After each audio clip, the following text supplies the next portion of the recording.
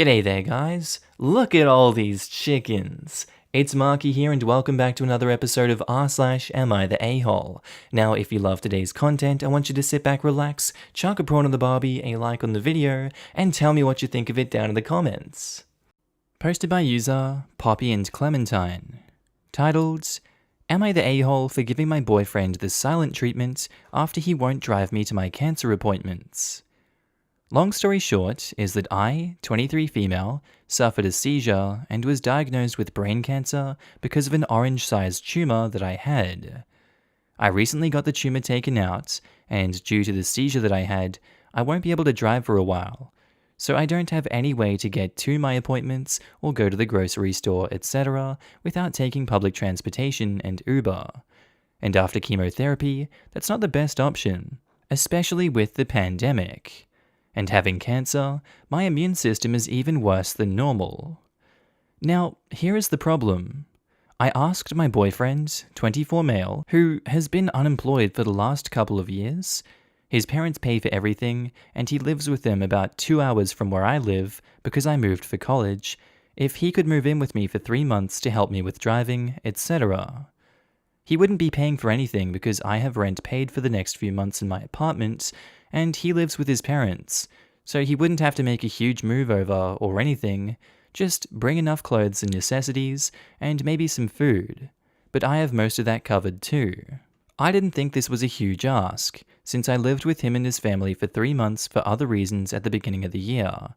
But he got really upset, saying he can't leave his family during the pandemic, even though his whole family is together and they all have each other, and I'm completely alone in another city with no support system. I got upset at his response and cried a lot and told him I felt like he didn't care about me because he always puts his family ahead of me and I really need him now.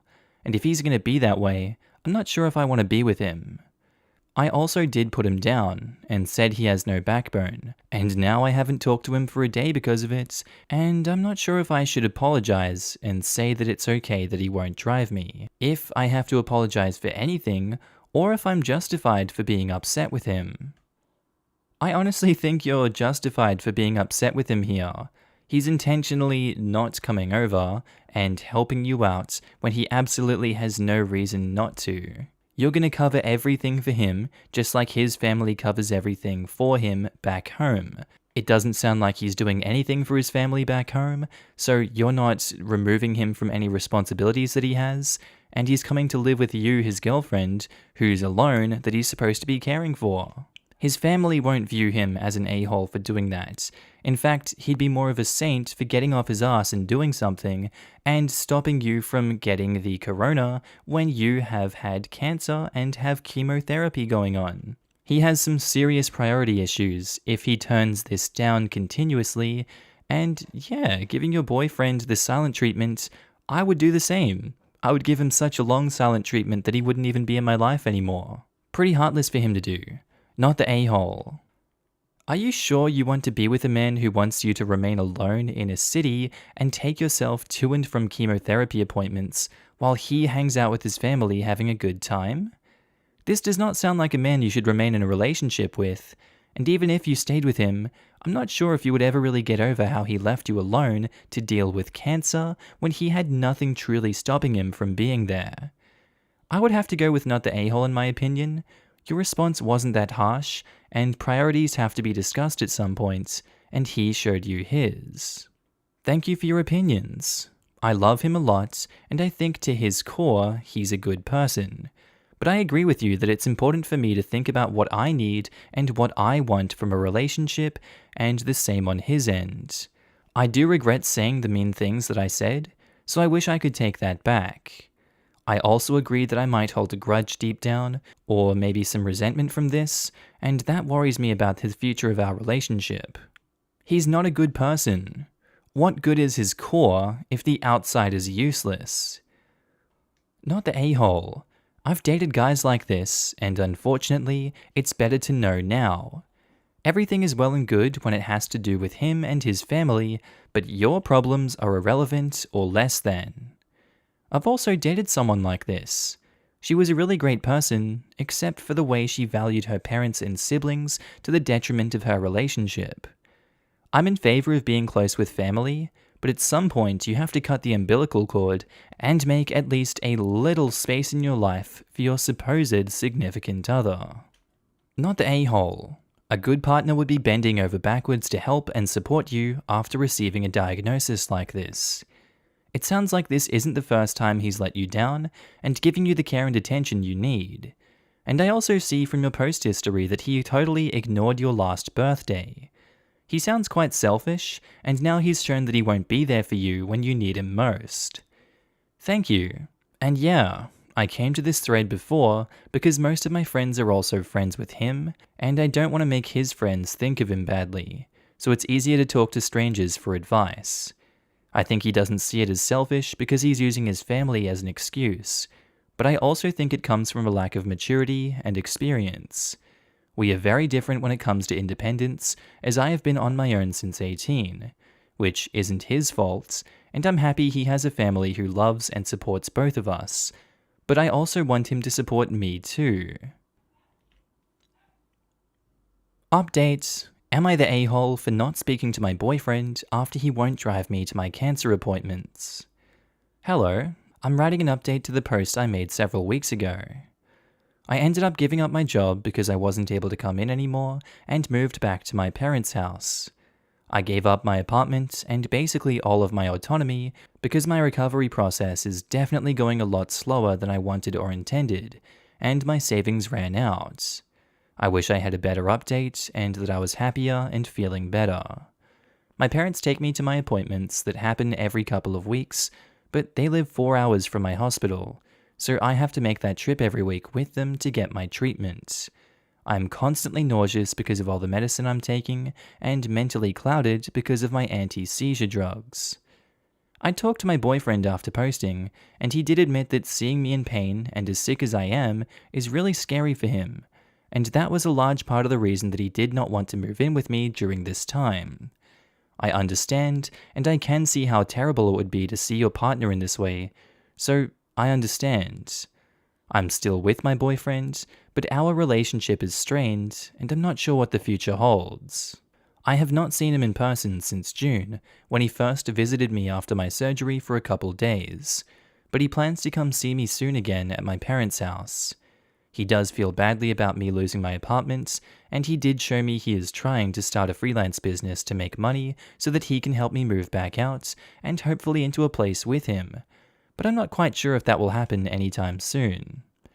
Physically, I'm starting to do better, and if everything goes well, I will finish my radiation in September, and hopefully my scans come up with no regrowth. I will have to get MRI scans for the next 5 years, every 3 to 6 months to monitor my brain, and then annually after 5 years, until my doctors believe I am in total remission, and hopefully eventually cured. Thank you again everyone who reached out and gave advice before. Edit: I appreciate the responses and everyone's advice and opinions they have given. I posted here and I value every judgment, but please remember I am a human being and I wanted to give an update despite it not being a popular outcome from my decisions. I take full responsibility for that, and I feel badly that some of you are genuinely upset that I did not take the advice given to me, and for that I am sorry. I'm so happy to hear that you're on the road to recovery and that you have your parents as a support system right now. It speaks volumes about your boyfriend's character that he didn't step up for this. It makes me worry if you continue and eventually get married. What if you got sick again? What if you have kids and they get sick? Is he going to check out again? Don't put any extra stress on yourself right now. You need to focus on you and your health. But when you are feeling better and have the energy, both physical and mental, I hope you will seriously consider how a person like that isn't reliable. You deserve so much better. Posted by user Symphony of Music, titled, Am I the a-hole for sleeping top naked in my bedroom? My 18 female mum and I live in a crummy apartment complex in NYC. Our apartment itself isn't crummy. We've taken a lot of pride in making the inside of our apartment look nicer than it really is, but truth be told, the building is crummy. So much so that the radiator in my room is broken, and I get heat every day of the year, even in summer.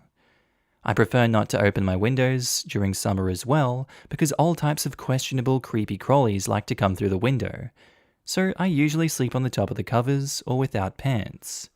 Last night it was too hot, so I slept without a shirt or bra. I have pretty huge boobs. It's no secret, but I was in the comfort of my bedroom and I keep my door closed when I sleep. This morning, I woke up to find my mum staring at me. She scared me crapless, especially because I have a loft bed and was making direct eye contact with her as soon as I opened my eyes. She stood there and screamed at me for 20 minutes, telling me to put a shirt on and calling me a ruthless tramp for sleeping without a shirt while her boyfriend was here. I put a pillow in front of my body and closed my eyes to go back to sleep. This wasn't good enough, and she ripped the pillow from my arms and told me to put on some clothes before her boyfriend came in here and saw me like this. I told her I keep my door closed for a reason, and if she's worried about her boyfriend bothering me, that's more telling of her boyfriend, not me. She was absolutely seething and told me I'm to live under her rules while I'm in her house, and that includes not being trashy and sleeping with some clothes on. I figured she was being ridiculous, but her boyfriend heard the commotion and ended up coming into the room to get her, without knocking mind you, and left me flailing to find a sheet to cover with. He was kind of eyeing me and told me my mum was right and I need to sleep with clothes on. I'm having a hard time understanding. Am I really an a-hole here? Edit, no, I can't lock my door. She won't allow me to replace the doorknob with one that comes with a lock. And for those calling this fake, saying I'd die under the conditions that I'm describing and to just get windows and screens, that doesn't help when the heat outside is so thick and gross. It's just extra hot air. Not to mention unpredictable rainstorms that I have to constantly close the window for anyway. Additionally, I have a phobia of bugs, and the screens don't seem to stop cockroaches and spiders. Thank you everyone for messaging me with helpful tips.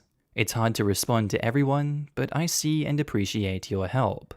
I'll be purchasing a doorstop soon, as well as finding time to discuss with my mum what her blow-up was about. We have a pretty decent relationship outside of this, which is why this shocked me and had me confused as to whether I was wrong or not. What is it with parents and not letting kids have privacy in their own room? You just open up insecurities for that kid knowing that they can't be secure in their own house, in the household that you provide them. And I'm pretty sure no one wants people just barging in on them whenever they're doing their own thing in their room, regardless of if you're doing a compromising thing like sleeping without your shirt on or not. I honestly think the mum is the a-hole here. She's got something going on in that head of hers, because she shouldn't be so hard-lined against letting OP have her privacy. She doesn't need a shirt, no one else is looking in there unless you go searching for it. And the fact that they have a decent relationship outside of this raises some warning flags maybe? If she's normal in every other interaction and conversation outside of this, but she's hardline against you sleeping without a shirt on, does that not strike you as weird? What insecurity is this hitting that a normal person is so hardline against this, and then has her boyfriend enabling it? Just raises a lot of questions for me, that's all. So, not the a-hole. You have a reasonable expectation of privacy in your room. She and her boyfriend should stay out of it. If she's that worried about him being in your room, maybe the real issue is that she's dating someone she doesn't trust, or who might be a creep. Bloody this. If someone told me to wear a shirt in my room when the door was closed so that their boyfriend didn't see me without it, I'd have a few things to say, and none of them would be pleasant. Yeah, like, I get that if they're topless in a common area and they don't want the sister's boyfriend to see them, that's pretty reasonable. But in your room with the door closed? Really, who asks that? Not the a-hole. Neither your mother or her boyfriend have any business busting into your room without permission, end of story. Right? People minding their own business would fix this. Alternatively, if they can't be bothered to do that, a lock would fix it as well. To be honest, I'd want one on my door after this if someone was worried that their boyfriend was going to wander into my room, because I'd feel so uncomfortable. Not the a-hole. Honestly, your mum sounds horrible, and I'm worried that your living situation might be dangerous given the boyfriend. As an adult, it might be better for you to look for your own place or to perhaps move in with a trusted friend. That was my thought too, that likely if your mum is saying it's an issue because of her boyfriend, that means she believes the boyfriend is liable to do something and is projecting the blame onto you so that if something happens, she won't have to deal with him. Update. Am I the a-hole for sleeping top naked in my bedroom? Hi everyone. I wanted to give an update on the situation since a lot of people were really concerned for me. After the whole debacle, I did purchase a wedge for under my door from Walmart. It worked, and I didn't have any more issues with waking up to people in my face. I used the excuse that it was to keep our cat from opening my door at night, and my mum seemed fine with that. While E was here, and even after he was gone, my mum seemed detached and sort of out of it. I asked if everything was okay, and she said she needed to sort out some feelings first, but she'd promised we'd talk when she was better. I said okay and left it at that. Couple days later, E came back for another weekend stay. The day after he came, they had an at-home date night with drinks and fancy takeouts, and that night, I woke up to my door being messed with. I call out to see if it's my mum, and I got no response. I pulled on a t-shirt and shorts and pull the door wedge to check, and E is standing at my door. He was drunk, and I was a bit panicked because I thought something had happened to my mum and he needed help. But he just stood there for a few seconds without saying anything. He didn't seem to be sleepwalking or in peril, so I said, "I'm uncomfortable. I'm closing the door." Before I could close the door all the way, my mum flew out of her room, saw him, and started cussing and screaming and telling him he needed to leave. They argued back and forth for a while, but eventually she got him out the door. After calming her down, I took her to her room and we had a talk. It turns out, the day she had come into my room, she had been on his phone and saw that he was talking to his brother-in-law about me in very disgusting ways, talking about how I was growing up to be very shapely and mature, and that he couldn't wait until I moved out so he could dump my mother for me. He said far more explicit things that were all extremely worrying, especially since we've known him since I was 11. My mum had came to tell me to be careful around him, while she thought of a way to break it off safely. But when she saw my state, she had some misplaced anger. He's out of our lives now, thankfully. I want to say thanks to everyone for all the suggestions and recommendations, and even those who suggested my mum could be abusive. I plan to talk to her about her other ideals and behaviors soon. Sarcastic thanks and genuinely big FUs to those who sent me crude messages. I'm just glad the situation is over. The moderators of the subreddit closed the comments before anyone could comment on this one, and I'm glad they did because it's not really something that I want to comment on all too much. I am very glad that OP is safe from that man. That's never a situation that anyone should be in, and if you ever feel like someone is in that situation, definitely reach out to them, definitely get them some help. I would feel so uncomfortable and I'd be physically shaking with anxiety and fear if I was in the same spot as OP. The mum had obvious misplaced anger there, but she also had misplaced priorities. Why the hell would you let that man back into your room and your apartment around your daughter after he's been there since she was 11 and you have compromising evidence that he's going to do messed up things? Dear Lord. Obviously, I'm no arbiter of morality, of what you're supposed to do in these situations, but letting him back in seems like the last thing you'd want to do. Screenshots and photos of those conversations, and police would be my first route to go. Oh my god. Posted by user ThrowRA Photos. Titled, "Would I be the a-hole if I deleted my friend's engagement pictures?" I tried to be short, sorry. English is my second language. I got married last fall. Where I live, fall means that the trees are changing colours, so the wedding pictures are to die for. We didn't have a huge budget, so a friend of mine asked her friend if she could do it for me. I had seen some of her work, and she's really talented, plus she's a total sweetheart.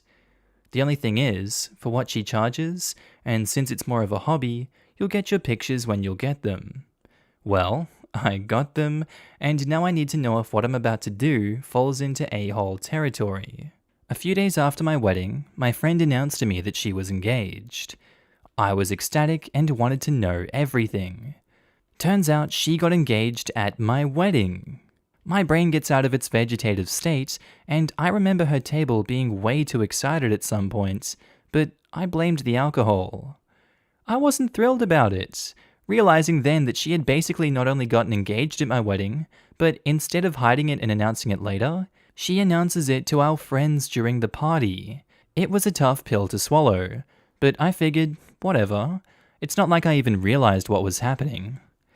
We did have a discussion about it, and she didn't seem to understand why I was upset until I put it into perspective for her, asking her how she would feel if I made a big announcement at her wedding, taking the attention away from her big moment.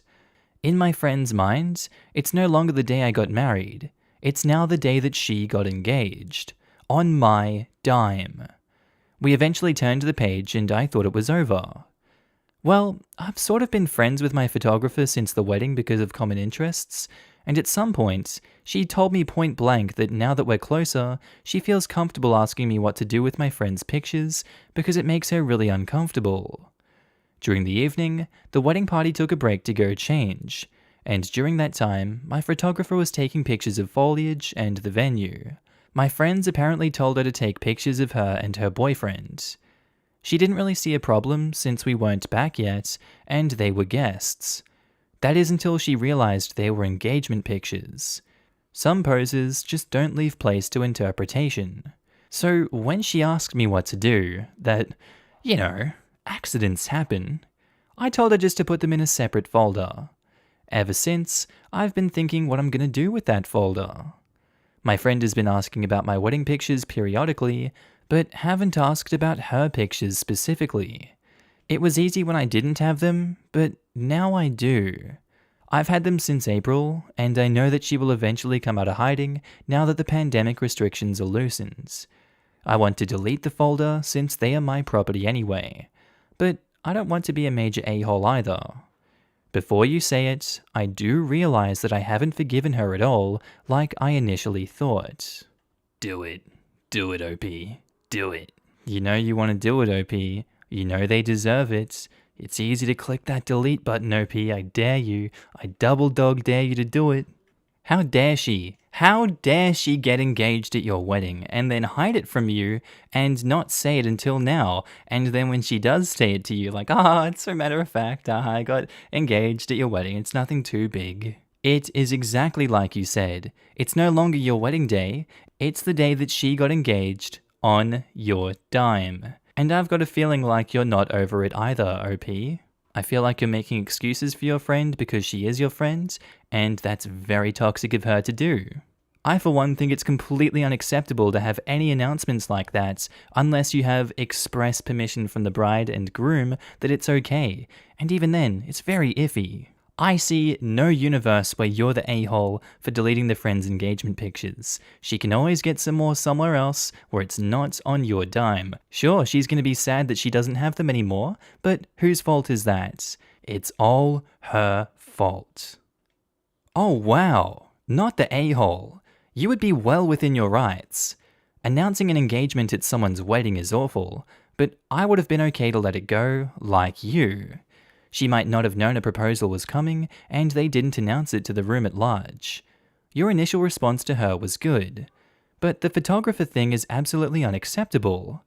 I think I'd keep her hanging, let her see the photos you've chosen of your special day, and never mention hers. If she asks, you can then make her explain why she got your photographer, whose time you had paid for and allocated, to take pictures that weren't about your day. You can choose whether to delete the photos or charge for them, but hopefully she will be sufficiently embarrassed and it will make her think. If not, I'm not certain I'd actually want her as a friend. Charge her for the photos. It was tacky to get engaged at the wedding, but extra shifty to ask for the photos on your dime. Not the a-hole. If you don't delete them, overcharge her for the photos. Has she had an engagement party or plans to have one? If not, charge her for half the photograph fees, since she insists on making your wedding her engagement experience. Not the a-hole. She cheated you out of money. Be it hundreds or thousands of dollars, wedding photos cost money, engagement photos cost money. Moreover, she knew what she was doing when she asked the photographer to take those photos. My suggestion is, 1. Never mention them and act like you have no idea what she's talking about, and 2. Ask your photographer how much she charges for an engagement shoot. Then, tell your friend if she wants those pics, she needs to pay for them. I would bet my whole left foot if someone did this to her on her wedding day, she would light the world on fire. I didn't actually consider that, although it was definitely not thousands of dollars. Like I said, our budget was pretty tight and she doesn't charge nearly as much as she should for the work that she does. I think it's worth exploring though, asking her how much she would have charged for it, and from there, I'll have a better idea of what to do. Make sure your photographer still has copies and delete yours. If your friend asks, tell her you don't have them and that she should get in touch with the photographer directly to work out any related costs. I love this solution. I was feeling not the a-hole, but I was also considering that OP does have to live with the fact that she deleted the photos, unlike all of us who can vindictively scream, "Delete 'em!" with no consequences.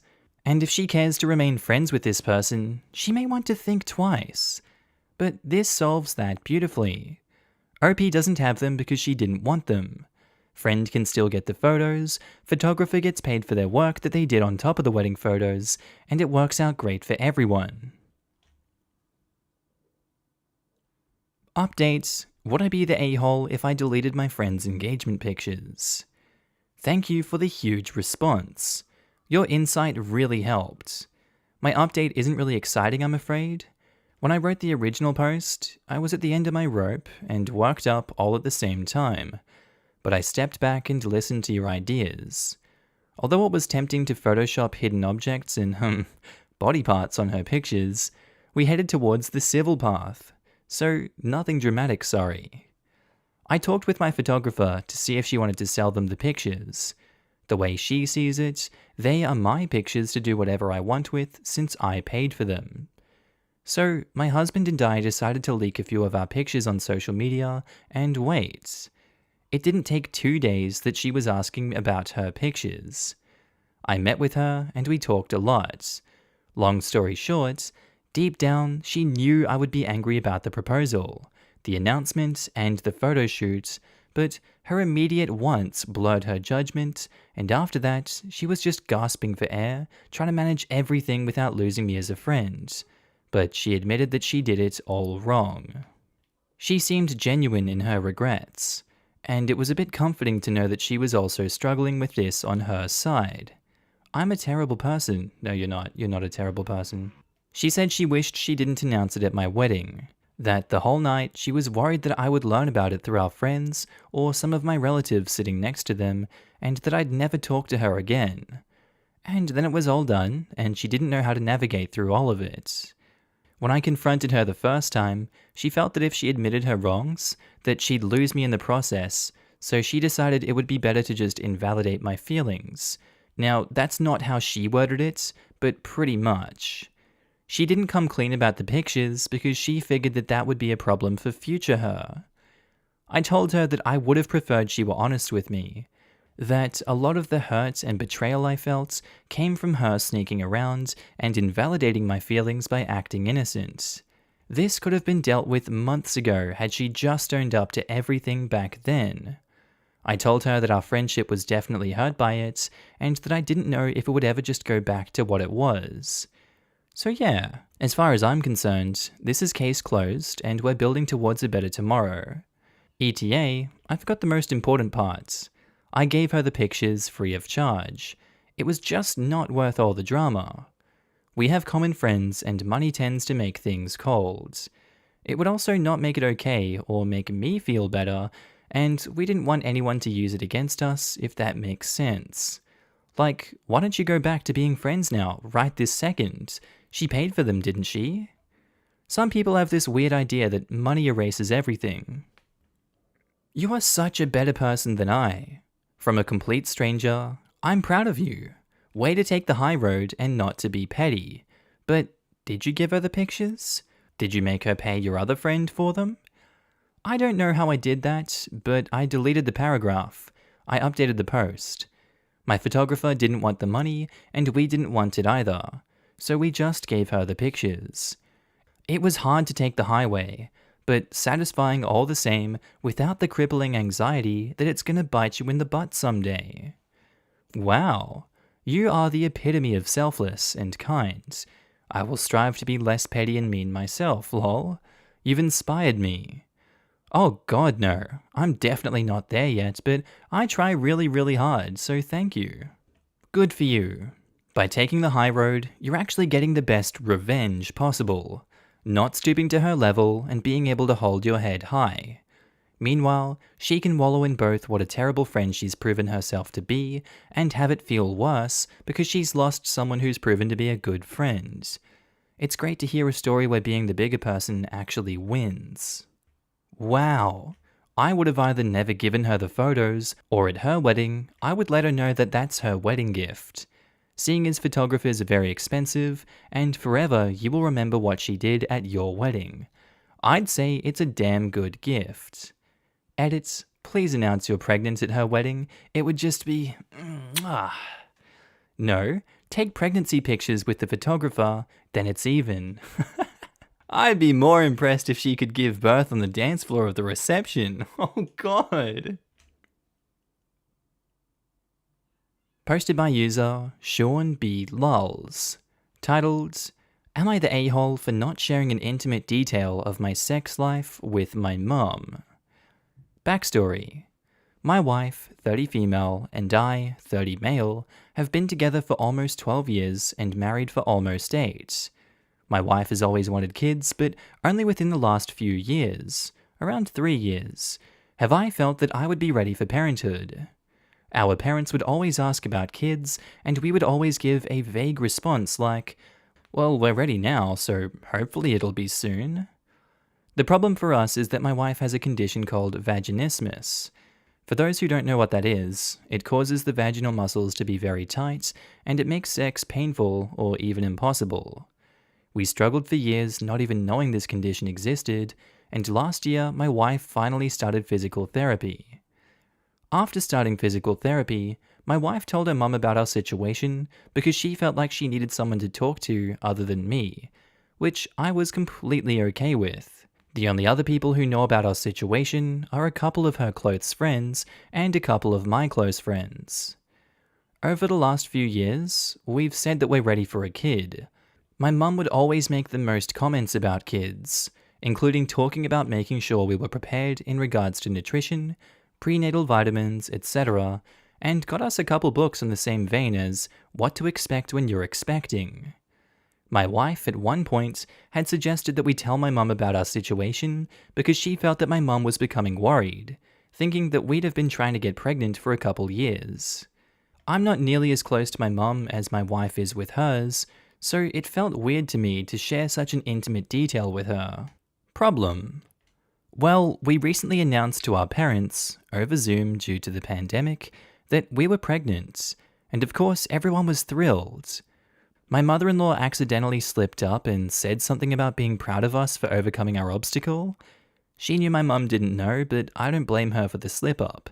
It's easy to say something without thinking when you're excited.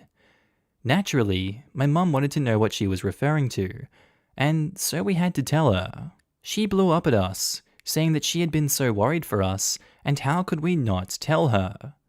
On one hand, I get where she's coming from, that she was concerned for us, but at no point did we explicitly tell anyone that we were actively trying to get pregnant. And in my opinion, it's an incredibly intimate detail, and no one is entitled to that information. I imagine part of her reaction was also due to us telling my mother-in-law, but not her. I haven't been able to talk to her since this happened though. My friends and her friends are a bit split on the subject, and I wanted to get some outside perspective. So Reddit, am I the a-hole? I personally think that it is something that you should keep to yourself, and that you don't have to share with other people, especially your mother. I can understand why she is upset because it would come as such a relief and a shock that it's not as bad as she was thinking, But then again, it's not her right to know that. The cat's out of the bag now, but for the entire time that you didn't tell her, it's fine. There was nothing wrong with that. You were not an a-hole for not sharing that intimate detail about your sexual anatomy, your sex life, whatever. She doesn't need to know that. Not the a-hole. This is an incredibly intimate detail about your wife. It has nothing to do with your mother. She has no claim whatsoever in knowing what the issue is. It's your wife's body, her choice who to tell it to, and of course she'll tell her own mum rather than your mum. Since it was your wife's body, it's only natural that she confide it in her own mum first. I'm sure your mum will eventually calm and understand, especially since the focus should be around the excitement of a new family member. Congratulations and best wishes. As someone who suffers with something similar, you are absolutely correct. I told my mother because I wanted her support. I was scared and needed a woman I trusted to talk to this about and have her help me. I would be mortified if my partner's mother was told. I have no reason to believe she would keep that to herself. So in my mind, my partner's entire family knows my gynecological medical history. Mother-in-law, father-in-law, sister-in-law, grandparents, cousins, who knows? And I'd be even more upset if I didn't make that decision myself. I might be close enough to tell the mother myself at some points. Perhaps we were really close and had a nice evening when questions were raised and I felt comfortable answering. But a partner sharing my medical information without my consent? Intimate medical condition or not, that's not okay. Mother-in-law is probably mostly upset because she felt left out because the wife's mother knew, and she's seeing this as a baby issue and therefore a joint couples issue. But it's not actually her son's issue. He's involved, but it's not jointly his pain or information to share at will. Update: am I the a-hole for not sharing an intimate part of my sex life with my mum? I feel like positive updates are kinda rare here, so I'm happy to say that I have a positive update. My wife and I decided that we would give my mum a couple days to cool down before we reached out to her again. But she actually reached out to us first, asking to talk. She started off immediately apologizing for how she reacted on the last call. She said that she thought that we had been trying to have a kid for a few years and had been really concerned, especially since we didn't seem to be concerned at all. She had me in her mid-30s and regretted having kids so late, so she was worried we were going to wait too long and discover some infertility issue. She also said that since I was her only child, my wife was like the daughter that she never had. My wife had even let her plan the wedding. So when she heard that she had been left out, it made her realize that she wasn't as close to my wife as she thought, and the combinations of emotions cued her over-the-top reaction. After having time to think about it and talk about it with my dad, she realized how much she messed up. She really was truly sorry for how she acted and ruining what had been such a special moment. This wasn't one of those, "I'm sorry you were offended" type apologies. She didn't try to pass off her reasons as excuses, but just for us to understand the emotions that were at play for her. Overall, we had a really good conversation, and we apologized as well for leading her on and not directly telling her that we weren't actively trying for a kid for years because we were embarrassed about our situation. There were many tears shed, both happy and sad, but I'm happy to say that everything is now back to normal. I always think to myself how many situations on this sub wouldn't even be issues if people just communicated better, and I guess I can now add myself to that list. I'm hesitant to ask, because I don't want to risk ruining the positive vibes. I'm really glad you and your mother have arrived at a better place, and it's wonderful that she's capable of doing what so many of us aren't, and realizing that she's done wrong, and that you have open communication. But your apology to her makes me wonder, are you agreeing to let her in on intimate details of your marriage going forward? Because I do think she was overstepping with her earlier behavior, and that your boundary was a healthy one. I mean, there's really nothing else intimate to share unless we tell her when we have sex, which obviously will not be happening, lol. And to clarify, our apology wasn't, "sorry we didn't tell you about our sex problems," but more of, "sorry we didn't explicitly say that we weren't trying to conceive." Just that simple comment from us could have potentially avoided the whole situation. Basically, everything's just back to normal and we both admitted to our faults. Here's a good thing. Now that you have shared this with thousands of people on Reddit, there may be a few women who suddenly get an answer that they were too shy or afraid to talk about with their guy. And you still keep it to yourselves. You're doing a great service. There have been a few people who have messaged me asking me for advice, so I'm glad I've been able to help some people because of this post. Glad everything worked out, but why did you stop your wife from telling her? I understand not being close to your mother, but if your wife wants to disclose personal information about herself to your mother, assuming she's not just a no mother-in-law, you should let her decide when she's ready to. I clarified in some comments in the original post, but my wife didn't want to tell my mum so much as she was accepting of the idea. Telling my mum at that point wouldn't have been for my wife's benefit at all, but rather for my mum's. In hindsight, my wife's intuition was accurate, but we had come to a mutual decision to not tell my mum. It wasn't like I told my wife that she couldn't tell my mum, she still could have if she really wanted to. Then, never mind. You did right by your wife. If she wasn't honestly ready, you were doing the right thing by not pressuring her. Posted by user Fall Warfare. Titled, Am I the a-hole for telling my wife I won't give her an allowance every month? Me, male 23, and my wife, female 22, got married 2 months ago. She moved 100 miles from her family and friends to live with me in my city. We live in a 3-bedroom new-build home with a nice spacious garden.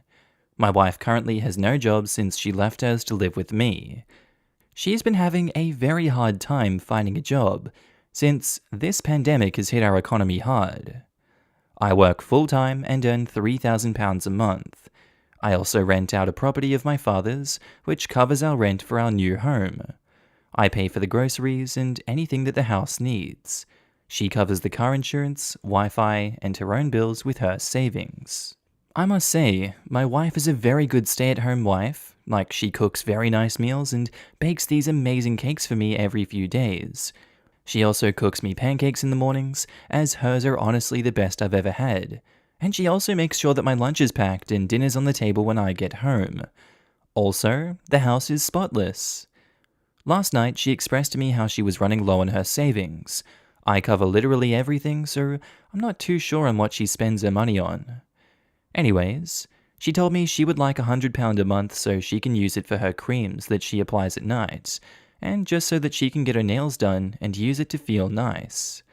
I told her I won't be giving her any allowance, and if she needs anything like her nails done or her creams, just to ask me instead, and I'll transfer her the amount. She got into a mood because I said no, but I reminded her how I'm the one who's covering everything anyways, and how I don't even want her to work because she doesn't need to. Am I the a-hole for refusing her request because she did get into a mood the entire evening and she just acted off? Why are you getting up your wife for acting off and getting into a mood? It's a lockdown that we're still in. We're still in a pandemic, buddy. She probably feels trapped at home and doesn't have savings anymore. Yes, you may be providing her all these things. Yes, she can ask you for it every time she goes and does it. But that just seems like you're holding money over her head, and how much of a drag it would be every time you go out to be like, hey, can you transfer this? Sorry, I'm busy. Hey, can you transfer this? Do you really need that? I don't think you need that. I'm not going to give you the money. You're an a-hole for using this money as power and leverage over your wife, who is doing so much for you as a stay-at-home wife. She covers the car insurance, Wi-Fi, and her own bills with her savings, yet you say you pay for everything? Your story really isn't adding up here, OP. I don't believe you with what you're saying. You're the a-hole. You want her to ask for literally everything she wants? Are you always this controlling? I cover literally everything, so I'm not too sure on what she spends her money on. Obviously you don't, because she has to ask you for money. Hopefully she'll get a job soon, and you can start doing 50% of the cooking and cleaning. That'll happen, right? Yep, this is very much textbook financial abuse. OP is treating her like she's a child. You're the a-hole. Yeah, what the hell? She cooks, cleans, and the house is spotless. She should be getting a lot more than $100. OP, I'm asking you to pull your emotions from the situation and put yourself in her shoes. You love someone. They ask you to leave everything you know and have spent years building. Job opportunities, support network, friendships, family, etc. in the middle of a pandemic to follow them and all the things they have built so that you can share it together. You arrive and keep yourself busy until you can find a job because pandemic? You cook and clean and make life so wonderful for your significant other, and you really do your best. You also use your savings to contribute to the life your significant other has built, until one day you realize it's taking longer to find a job than you thought, and you're running low on funds. You're a responsible adult and communicate with your partner that you need some things for regular self-care, and humble yourself to asking for $100 per month to spend because you're not able to afford it. Your partner says no, and that if you want something, you can just ask them and they can send you money. Except they're not always available and you're an adult. But you left everything behind and have continued to invest in a life another person built and said they would share with you. Should you have to ask for permission? You've been responsible and caring, you've sacrificed everything, and now do not even have the ability to spend money on necessary things? How little control or freedom do you feel? She had a job and left it, and all the plans and opportunities she had in the middle of a pandemic to follow you.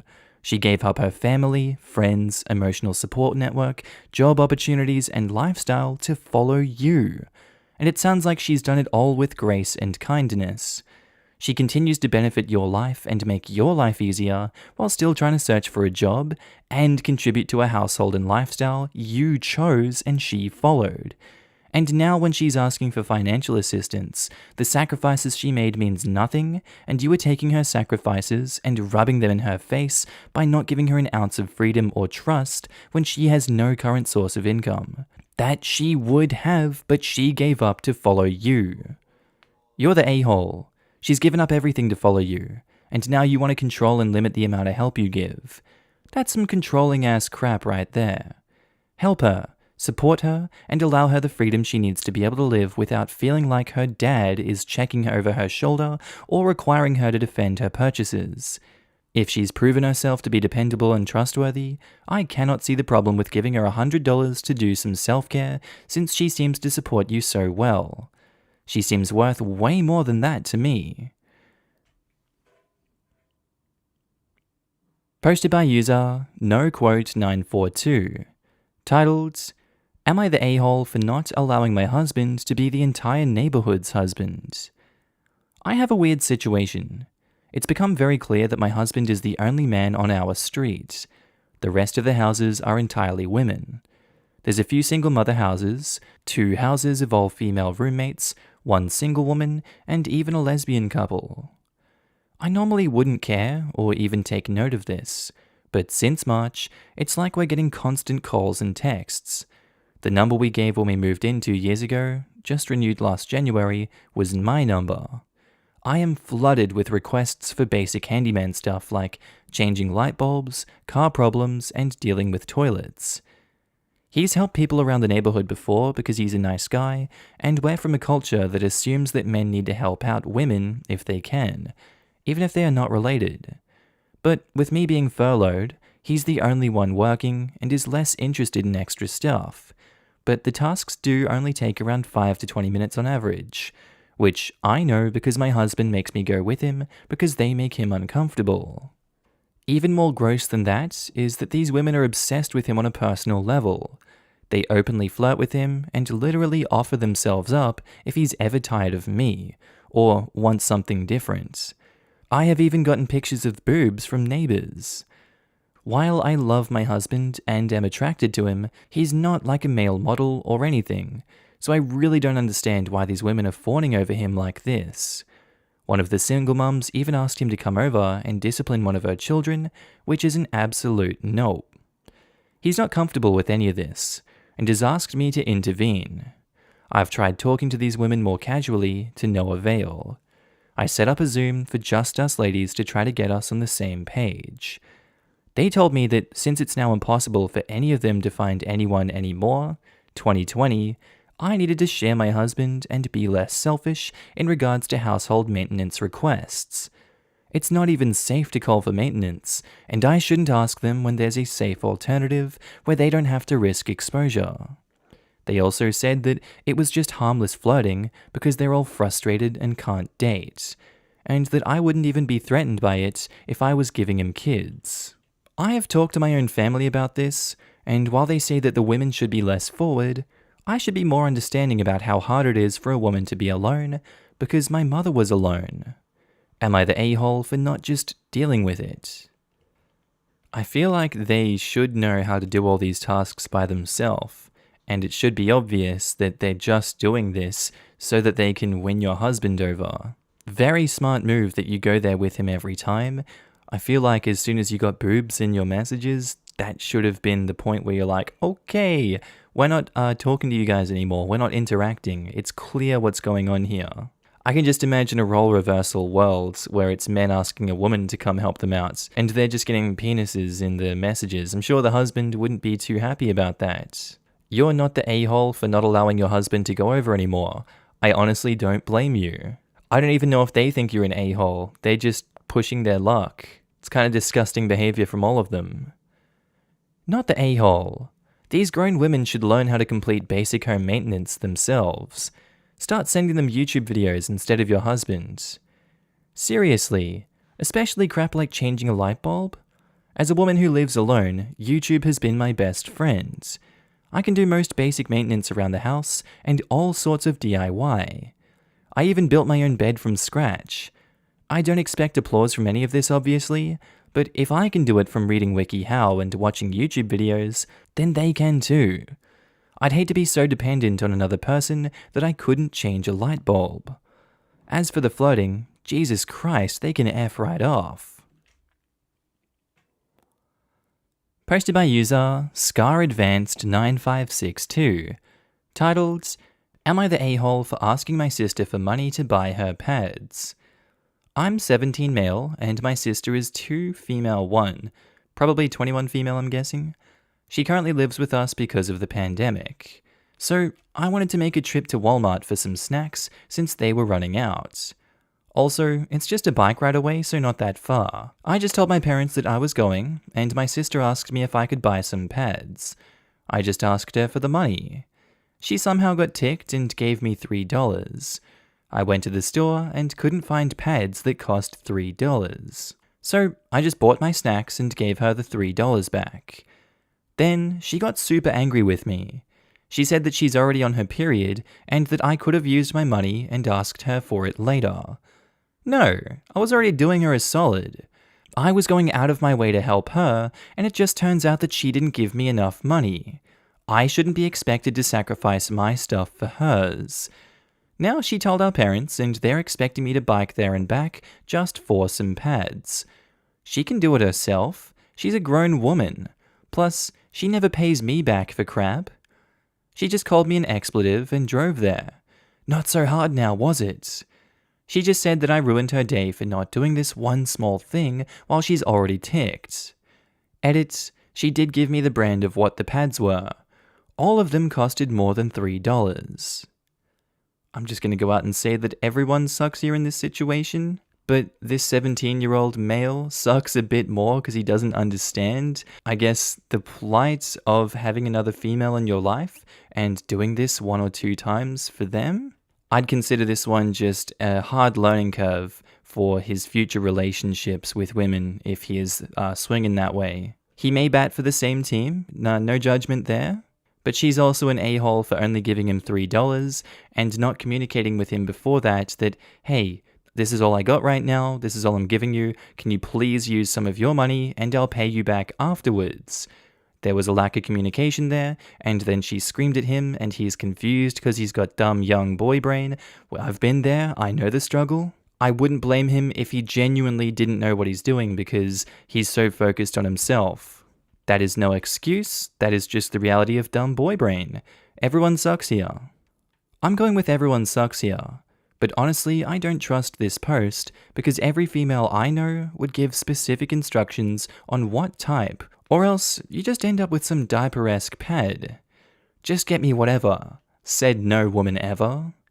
Just whatever is only during emergencies or when you're borrowing supplies from a friend. Otherwise, every single woman has a particular preference of hygiene products. Brand, length, absorbency, etc. can vary a lot. Not the a-hole. You're a kid and she's a grown, capable woman. Everyone knows pads cost more than $3, and she consciously only sent you $3. Obviously, she had enough since she ended up going and buying them herself. It would be a different situation if she just asked you to buy them and paid you back later. But she sent you a measly $3 beforehand? That doesn't make any sense. If she wanted you to buy her something, she should have sent enough money, plain and simple. Not the a-hole. It's the principle of the situation. Why would she give him the exact change for the pads? And if she was short on money, which she would know if she was, then she should have told him before he left that she'll pay you back, and then you could have denied her, if you believed she was trying to scam you. This whole situation seems fishy to me. P.S. I know that I'm a dude, so people will use that to say I don't know what I'm saying, but I do have a question.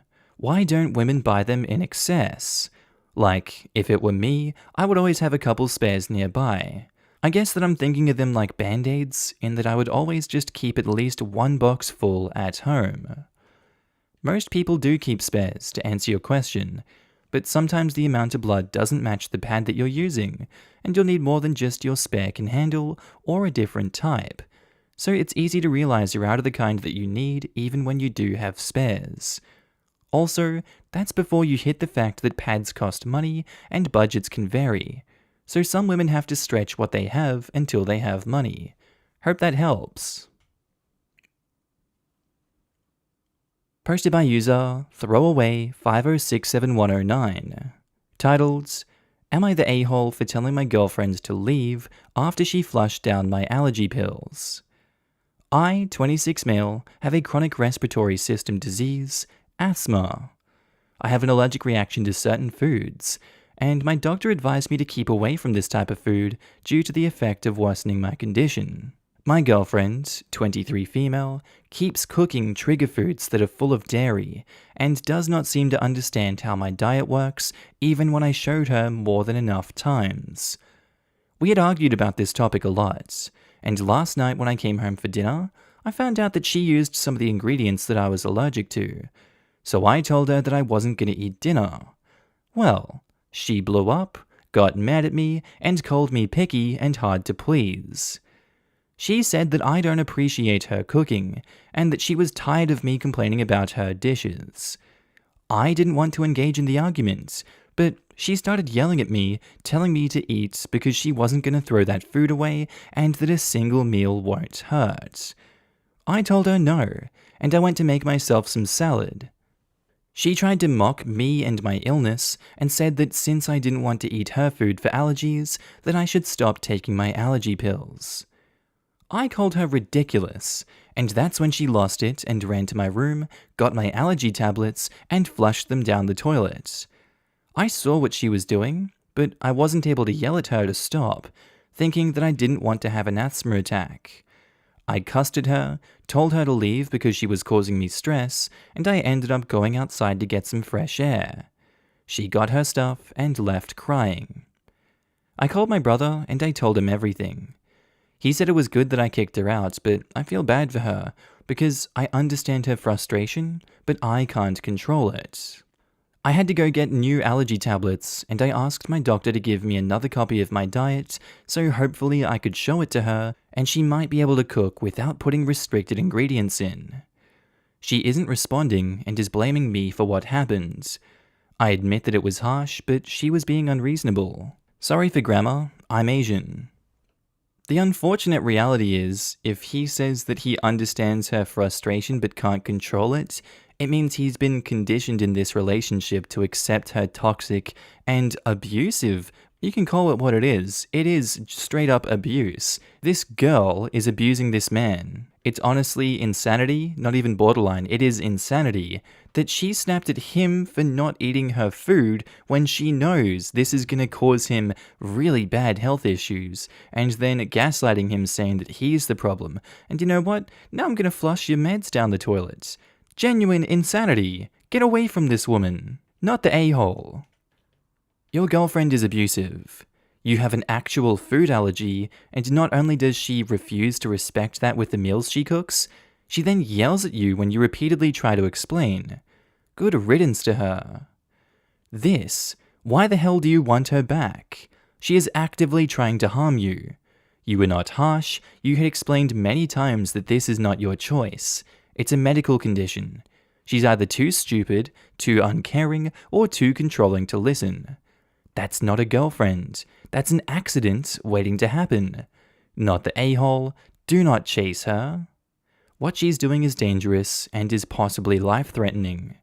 She's thrown away expensive meds, assuming you're in the USA, the land of terrible healthcare, and causing you distress. If you were married, it would be flat-out abuse case divorce. If she was your parent, CPS would be involved. It's no different. And you need to walk the hell away. Bro, she's refusing to understand your dietary needs, then in anger flushed your medication. The only way that you would be an a-hole is if you stay with her, and that would be an a-hole to yourself, not the a-hole. Posted by user PsychologicalGrand61, titled, Am I the a-hole for not knowing who my kids' doctors are? So, my wife is normally the one that handles all doctor's appointments, dentist, pediatrician, etc. for our kids. That's worth mentioning because usually it's not something I would have to handle, so it's not something I would need to remember. We have the information written down somewhere in our house. Unfortunately, last week my wife had a presentation at work and couldn't take our daughter to an appointment. She asked me a few days before if I could take our daughter, but she did not tell me the name of the doctor. She says she did, but I am 100% sure she did not. Doesn't really matter anyway, because I thought I knew the name because I've heard mention of it. The day of the appointment, I ended up at the wrong office, then tried another, and that was also wrong. I was hoping my daughter would know her doctor's name, but she couldn't remember it. I couldn't call my wife because of the presentation, so I then tried to call my doctor's pediatrician, hoping that they could tell me, but I called the wrong office. By that time, it was too late anyway, so my daughter missed her appointment. Needless to say, when my wife found out, she was not pleased. It might not have been so bad, except my daughter was supposed to get a hard cast removed. It was a goof on my part, but it was an honest mistake, and I don't think it's fair to label me the a-hole when I'm not the parent that deals with this stuff. My wife seems to think that I am the a-hole here, even though I made an honest mistake, because 1, she says I should know this information, and 2, I am unfairly depending on her and expecting her to always take care of it. I think in truth she's more upset about number 2 because she feels like I'm taking advantage of her and just assuming that she'll deal with it. Is that not true, OP? I don't feel like that's the case. We each have responsibilities. For example, sports have always been my thing. I'm the one that manages everything for that. I do the same when we take day trips. I see this as a one-off that was a mistake, but not as me being an a-hole. In the same way, I don't think expecting her to know the names and depending on her for it makes me the a-hole, since that's one of the areas that she covers. But am I wrong? The unfortunate reality here is, yes, you were wrong. Yes, this was a one-off mistake, but it doesn't exempt you from being an a-hole. It's a one-off mistake in the sense that every time that your daughter has something important, like a doctor's appointment, every time that you do that, you make that one-off mistake of not being part of the process and not knowing what's going on. You're doing a disservice to both your wife and your daughter by not knowing these important facts. I know not everyone has the time and ability to do that, but it sounds like you do in this situation. So that's why I'm leaning with you're the a-hole, this is something you should know, and as a result, your daughter is suffering. She wants to get the hard cast off. I'm sure that's not something that people want to keep going. Learn from this mistake, accept the fact that you're the a-hole, and be better in the future. You're the a-hole. An easy one, finally. You're a parent, not a babysitter, and you have a responsibility to know information about your child. It's parents like you that make working in a medical office that treats children a huge pain in the ass. Even a babysitter should know basic information like this in case of an emergency. In the event that you have to go to the ER, there is a chance that you are still going to need to know who the primary doctor is to get records. Yeah, every family I know with kids has a note on the fridge or wherever that lists all of the local emergency numbers, family/friend ICE contacts, and doctors, dentists, and specialists that the family uses. It's useful if a kid is home alone and needs help, or if a babysitter needs one of the numbers. Or in this case, the kid's own damn father. You're the a-hole. If you weren't 100% sure before the appointment, you should have clarified that with your wife. You are a parent to your daughter as much as your wife. While your wife normally takes your daughter to her appointments, that doesn't mean that she can do it all the time. Making an honest mistake doesn't make you any less the a-hole in this situation. Your wife is right. Yeah, wouldn't that make a person even more dependent on getting the information down, writing down, or asking about the address to make sure? I don't usually do this. Better write down the name and address. I don't know. Seems weird to not have asked at all. I was sure that I knew it. What if you're mixing it up with your dentist's address or something? Why not take the 10 seconds to make sure? You're the a-hole OP. Not for being a living Rolodex, but for not asking before it was too late. Posted by user Lying Brother and Sister-in-Law. Titled, Am I the a-hole for refusing to babysit my nephew, even in a family medical emergency, because my brother and sister-in-law lied before? I am my brother and sister-in-law's only relative in the city. When sister-in-law was pregnant, I made it clear that I'd only babysit for them in the case of a serious emergency. E.g., someone has a medical emergency. I won't babysit if they just wanted time off from being parents, because I don't have the free time for that. I work 60 to 100 hours a week, so if anyone needs time off, it's me. Last year, my brother and sister-in-law asked me to babysit on the day of an informal work meeting, a lake retreat organized by my company. Everyone is expected to go, and it's frowned upon if you miss it. They wanted to go on a date. I said no, I have an important work event. They continued to nag me about how they haven't gone on a date for so long. The night before that day, they called in a panic and said their friend Mike from the next city over had been in a car accident, and I needed to babysit the nephew for a few hours so that they could visit Mike. I reluctantly agreed, with the stipulation that they would be back by 7 a.m. the next day to pick nephew up so I could leave for my work event. They did not come back until 2 days later. I had to cancel on my superiors the morning of, which looked awful. My brother and sister-in-law never responded to multiple texts and calls from me. Their excuse was that Mike's life was in danger and they were too busy helping his girlfriend. I accepted that, since I had met both Mike and his girlfriend at a party in the past and thought that they were good people, but I emphasized that this absolutely could not happen again. Throughout the next 2 months, my brother-in-law and sister-in-law regularly used the excuse of aiding Mike in his recovery and needing to visit him in order to make me babysit my nephew. Mike's girlfriend's company and my company had a meeting 2 months after Mike's accident. I ran into her and asked her how Mike was recovering. Apparently, she had no idea he had ever been hospitalized, and neither did Mike. Mike had never been in an accident, and although brother and sister-in-law had gone to visit them recently, it was for drinks and bowling, not bringing them chicken noodle soup in the hospital. I confronted brother and sister-in-law, and they denied it at first, but finally admitted that they had been lying about Mike's accident so that they could finally go on date nights. They claimed I gave them no choice, since I would never help them out when they needed time together because parenting was so stressful and difficult, and I had no idea, and it was just a little white lie. I made it clear that after this incident, I would never babysit for them again, and I have stuck to that. Yesterday, my brother and sister-in-law begged me to babysit for them because there was an actual medical emergency in sister-in-law's family. They even sent me proof of the relative's hospitalization. I still said no. They didn't care about betraying my trust, so I don't care if they can't afford childcare or if their relative is in the hospital. They said I was a bad aunt, needed to get over my grudge, and a petty a-hole. Am I the a-hole? There's a wolf! There's a wolf! Everyone, there's a wolf! Oh no, there's actually a wolf. I'm gonna die. Oh no, this is terrible. You're not holding a grudge. They didn't apologize to you. These angers are completely founded. When you confronted them about this, they just gaslit you entirely. What's wrong with them?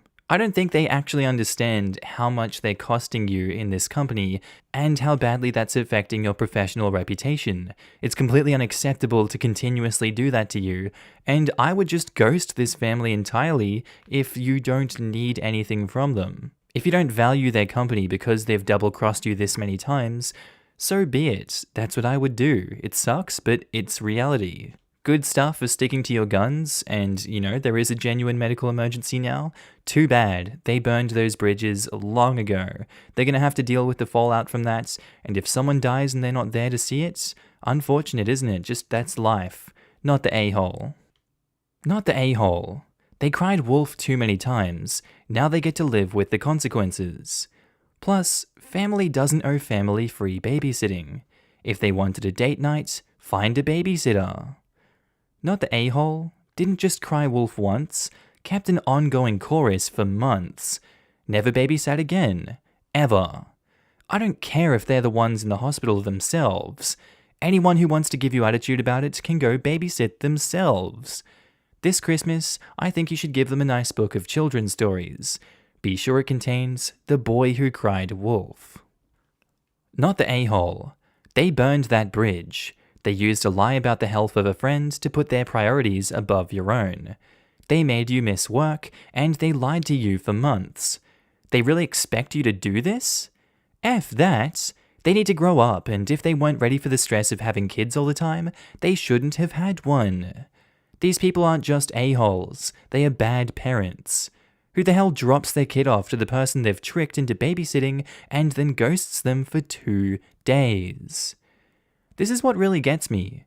Lying for months is awful, but not coming back for 2 days and not responding to calls or texts, I would have called the police to see if they had been in an accident too, because that is the only excuse for dumping your kids and ghosting on the babysitter.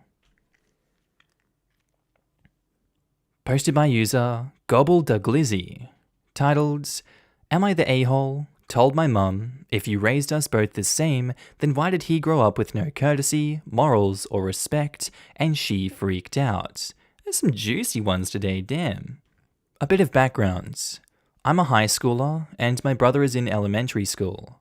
He was being really mean to a 4-year-old girl who was friends with our family friends and happened to be over at our house.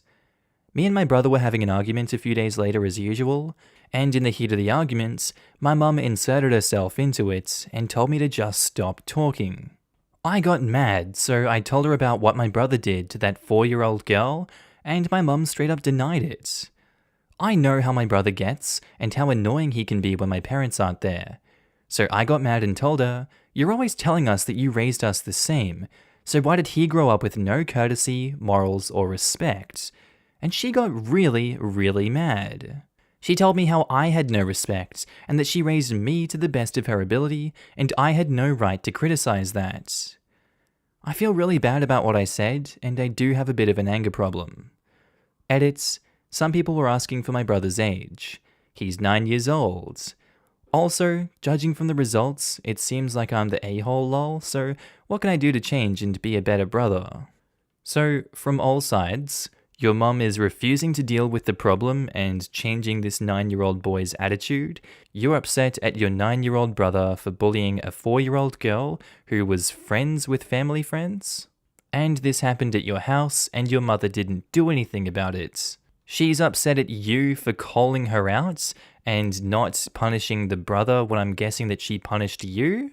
Everyone sucks here in this situation. There is no winning. It's an endless circle of just bullcrap, and it all stems from the mother. She's the epitome of a-hole in this situation. She needs to learn to parent and crack down on behavior better if she's not punishing a 9-year-old for bullying a 4-year-old in her own house. That's the problem here. You do seem like you have a bit of an anger problem with having a heated argument and then blowing up at your mother, but you're young, I can't exactly fault you for that. Unfortunately, you were painted with the same stroke of being an a-hole because you need to sort that anger problem out and deal with things like a normal, rational human being, but I understand sometimes emotions do need to be charged for people to see right or wrong. I hope that makes sense. Everyone sucks here.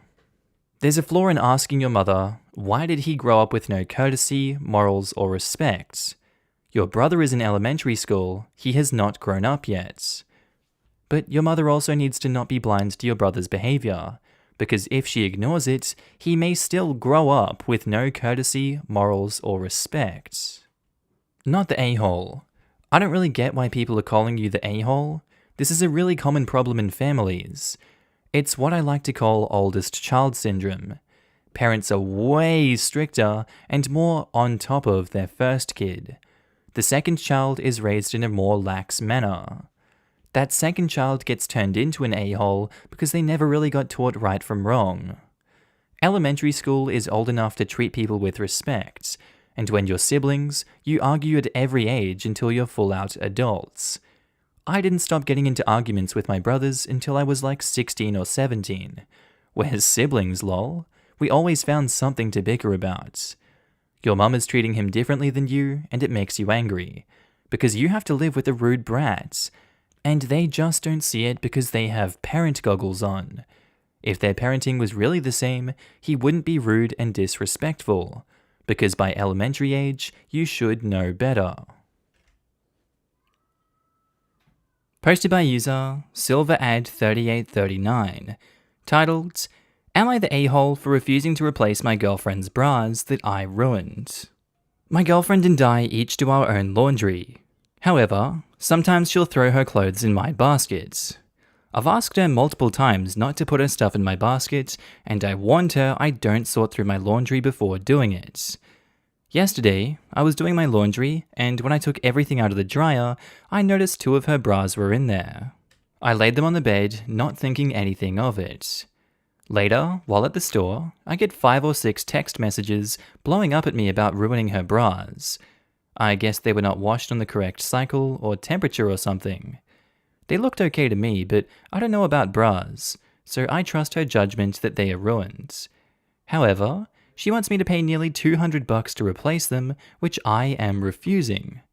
From my perspective, I've asked her not to put her clothes in my hamper, and I think that if I threw something expensive and delicate in her hamper and it was ruined, I would blame myself, not her.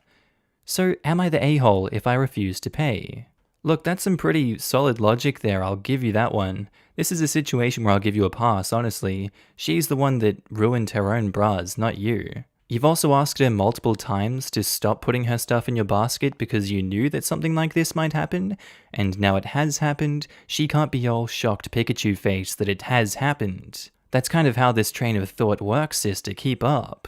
This is an unfortunate consequence of her actions, she has to accept that, take the $200 loss, and move on. That's all I have to say about this one. I don't think OP is the a-hole. They shouldn't be expected to look through their entire washing load just to be sure that someone hasn't put their $200 bra in there. As anyone would, that's just tedious and annoying. Not the a-hole. You're not the a-hole, but I'm still going to do a PSA for the guys, since the price of bras often seems frivolous and luxurious to them, and it often ends up being thought of as, well, if you want to spend that much money on underwear, it's your own damn fault. Busty women don't spend $100 on a bra to look sexy. That's just an added bonus. If a woman is busty, a cheap bra is often very hard to find, probably because you haven't tried more than one before you realize why you would rather want the $100 one. It hurts like hell on both boobs, back, and neck if a bra isn't the right size and isn't made sturdy enough to actually support the breasts, and also spread out the weight on both shoulders and back. Women pretty soon realize that a $100 bra is a bargain compared to the price of sick days, chiropractors, drugs, etc. And let me tell you, these bra makers are goddamn engineering geniuses. Had they built the Titanic, it would have never gone down. A good bra makes such a difference, you need to have big breasts to understand how big it is. Pro tips for the guys. I'm not one to spend a fortune on clothes, as often my bra will be more expensive than the rest of my outfit put together. It being pretty, frilly, lacy, and blingy is just a pretty bonus to entice men to be willing to spend this amount of money on underwear. PSA over. But due to the above, most women protect our bras better than even our own children. We do not throw it in a hamper without making sure the people washing it knows how to do it properly. If we're looking for an adrenaline rush, we'll still sneak it in, but put it in a washing bag. A separate bag to protect it from getting entangled with the rest of the clothes, which is often enough to protect it. It's a goddamn expensive lesson, and now hopefully she has learned it. But if you are a brave man, give her a new bra for her birthday. It might get you killed, it might get you laid, but the adrenaline rush of not knowing will show you how women feel when sneaking in bras in a man's hamper. Posted by user LemonTart4, titled, Am I the a-hole for catfishing a relative? My brother, 21 TB, and myself are twins. We're not identical, and we're not particularly that close. We've mostly stayed out of each other's orbits since middle school. 4 years ago, TB was trying to hook up with Faye, but being the idiot that he is, he gave her confusing instructions on how to sneak into our house, which led to her accidentally going into my room instead of his. Since the lights were off, she didn't notice that I wasn't TB until I woke up and nearly pissed myself in fright. After she explained what she was doing in my house and why I was bottomless, we kind of awkwardly chuckled. After a few more jokes, we ended up hooking up. Well, because we were both hornball teenagers at the time. For context, Faye had met my bro at a party. She didn't attend our high school, so neither of us had known each other. TB wanted a one-night stand. For the next few months, I only had contact with TB during the winter break, as we went to different schools. Mum asked that both of us do food shopping, and while there, I saw Faye. I was having one of those moments where you recognize someone, but don't know where from. I heard TB say, "Don't bother, dude, she's a tease." Apparently after that night, Faye never responded to TB's text, so he never knew. A light bulb switches on, and I just tell him that I'll go get the chicken. While my bro was distracted, I made my way over to Faye to have that awkward, "Hey, do you remember me?" talk. We exchanged numbers, and after becoming friends, we began dating 10 months after reconnecting. Now, let me emphasize this again. We shared the womb, but we are in no way friends. After my twin brother's first year of college, he ended up transferring to another school that was 2 hours away, where he met the girl that he is engaged to. In Jan, my parents hosted a dinner to celebrate the bro's engagement. As soon as twin brother saw Faye, he pulled me to the side and started questioning why she was here. I told him that she's my girlfriend. He said, "Fine," and walked off. After we ate dinner, twin brother went to the den and got plastered. When I walked in, twin brother gives me a dirty look and starts talking about my girlfriend, calling her a bunch of nasty names, and saying that he almost had her. I got sick of this real quick, and ended up telling him what really happened that night as I was grabbing my crap to leave. Months after that awful dinner, girlfriend got a notification on her phone. Twin brother sent her a DM through Instagram, demanding that she meet him. I asked for permission to continue the conversation as her. I ended up talking to twin brother for months, collecting evidence and photos. Last Friday, I contacted Julia, and I sent her all the screenshots and photos from my conversation with him. Our older brother called me, saying that I tricked twin brother, and that he would never have said all those things if I hadn't led him on. My stance is that his first message already incriminated him because he asked Faye to meet him to talk when they have no relationship. So, am I the a-hole for catfishing my twin brother? Edit 1 just clarifies the twin brother's name. Edit 2, one of the comments stated that I should add this for more context. Twin brother is a serial cheater that would have been caught eventually. Also, my replies to twin brother weren't in any way sexual. Twin brother is under the impression that when a girl says no, she's playing hard to get. That's one of the reasons why this went on for so long. For example, twin brother sends a picture of his pecker. Me as Faye say gross, And he's like, my bad, I meant to send that to someone else, but since you already have seen it, ... And I say again, stop. Then he says, send me something back, you owe me. God damn. I think it only deserves an everyone sucks here judgment from not the a-hole because you catfished your brother and you stole his girl when she came into the house. Kind of a dick move to do. But then again, he is way more trash for cheating on his fiancée and getting exposed for it. I don't think the catfishing on Instagram is the problem. I think the fact he's a cheater is the problem, and the fact that you stole his girl early on when you could have just said, hey no, I'm not my brother's in the other room. Obviously, everyone's different. Some people are going to applaud you for stealing the girl. Good on you, bro. Good job. You got it. But still a dick move. Everyone sucks here. Kinda odd that he would be so hung up on Faye if he was engaged. But I don't think you should have catfished him to ruin his engagement though, so everyone sucks here. More on his part because he was so obviously willing to cheat on his fiancée. He didn't have to take the bait. I think it's more of, he's upset that someone dared choose me over him. He's a serial cheater, so she would have found out sooner or later. Everyone sucks here. Please consider taking up a constructive use of your time, like knitting or macrame, or cleaning your baseboards, or looking at puppies on live webcams, or making an opera based on the works of Jimmy Buffett, or learning all you need to know about your new career of inseminating turkeys, or constructing a candle out of your own carefully gathered earwax.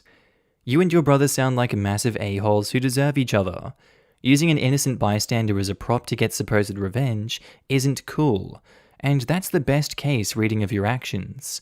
And even if you were indeed just trying to help, you've given him the perfect reason to explain it away with your extreme shadiness. Please learn to knit instead next time. Also, please leave, and then I catfished my brother for months pretending to be a sexy girl who wants his dick, is a plot that you need to leave on Pornhub instead of trying it out IRL. That's a weird and not healthy amount of dedication and effort that you put into being a sexy lady for your brother. My replies were shutting him down, not pretending to be a sexy lady as you put it. And why did you need to do this for literal months? Actual honest to F months of your life spent catfishing your brother and getting dick pics from him? Months, dude. Months of your time you're not getting back because whatever portion of it you spent on this was masterminding access to the visage of Jon Brosef's dick. Months. Okay, I guess when you put it that way, that's kind of a dick move. It's funny when it's put it like that. He's so dedicated and getting so many pictures of his brother. That's so disgusting. He could have just got the initial evidence he wanted and had it done straight away, but he chose to just string it along. That's really weird. Posted by user FluffyBeautiful401. Titled, Am I the a-hole for calling my mum a crappy parent whenever she brags about having me at 20? 18 female here. No lie, I hate my mum. She had me young at 20 after only dating my dad for a month. They got married quickly after, but that was the dumbest choice ever because for 5 years, I experienced them screaming at each other and my mum bringing a different guy over when dad was at work. At 6, my mum got pregnant with my half-sister while still married to my dad. My dad raised my half-sister and me, despite knowing she wasn't his kid, until my sister's real dad came back into the picture and married my mum. She took me from my dad, the only guy who actually showed me love, and took him for all his money that was never spent on me. I know both my mum and stepdad hated me, and I ruined their perfect picture family. They both told me that growing up. Jeez. Anyways, growing up, my mum has bragged about having me so young. She was the young, stunning parent at my graduation, and now that I'm an adult, she's still young enough to go out and have a good time. By the time I was 16, I was so frickin' sick of her saying this. She even told my aunt to have kids super early because in my mum's words, it's so much easier and fulfilling, which is a load of crap. I'm not saying that people can't be good parents at 20, but I think that's one of the main things that screwed up my childhood, and the reasons my mum provide are bullcrap. At 16, I started telling everyone who hears my mum's bullcrap not to listen to her, because she was a crappy parent, especially when I was little. This obviously humiliated the crap out of her, and I pretty much told her I'll stop being honest if she stops bragging about how great it was that she had me at 20. Am I wrong though? I can't actually blame you for that one. That kind of sounds horrible to be going through. Everything in this sounds horrible to you. Has she no self-awareness to see that, oh, I'm abusing my kid? Maybe she doesn't like, nah, I'm gonna keep abusing them, saying that you ruined my picture-perfect family, this is your fault. I can't be to blame for any of this. Oh, I cheated on your father and I left him for someone else? God, this is, no, it's not my fault. You're the reason. I don't know what game she's playing, saying that everyone should have kids at 20, because she's obviously living in fantasy land. Good on you for cutting that off and telling everyone like it is. She deserves to be humiliated for that, for everything she's put you through and put your father through, not the a-hole. Your mother is utilizing you as a way to gain fame, and she recommends something that takes work, commitment, and time to do. Your mum was being a crap parent before you were 16, and is now acting like she supported you through your entire life. Not the a-hole. But I don't think this is really about your mum having you at 20, so much as it is your mum being a crappy parent at any age. So, you can call her out about it anytime you want, not just when she's talking about having kids at an early age. Can confirm, my mum had me at 17 and married my dad 2 months before I was born and had my last brother at 24. She was a fantastic parent and she still is everything I want to be as a parent. Posted by user, Should I Have to Buy Ring? Titled, Am I the a-hole for refusing to buy my fiancé an engagement ring? This is going to sound weird, but stick with me please. My fiancé and I got engaged, and when I proposed, I hadn't bought the ring yet because I wanted to pick one out with her.